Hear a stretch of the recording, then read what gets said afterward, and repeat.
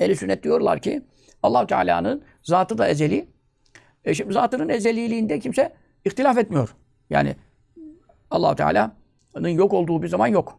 Ne kadar geri gitsen hep Allah var. Zaman itibariyle. Ama gökler için bunu söyleyemeyiz. Yerler için söyleyemeyiz. Arş için söyleyemeyiz. Kürsü için söyleyemeyiz. Melekler için söyleyemeyiz. Cinler için söyleyemeyiz. İnsanlar için, dünya için. Yani ahiret için. Bunların hepsi sonradan yaratılmış. Bunların hiçbiri hakkında ne kadar geri gitsen hep vardı. Bunu diyemeyiz yani. Ezeli diyemeyiz. Zaten Allah'tan başka ezeli var. Kadimle ezeli aynı. Kıdem biliyorsunuz askerde bile kıdemli derler mesela. Kıdemli başçavuş bilmem ne. Kıdem bir önceki manada. Kadim evveli yok. Ezeli de evveli yok.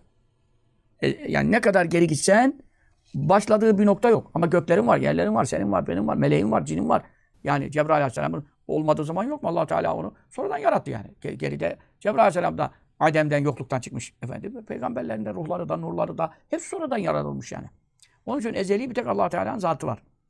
Kadim bir tek Allah Teala'nın zatı var.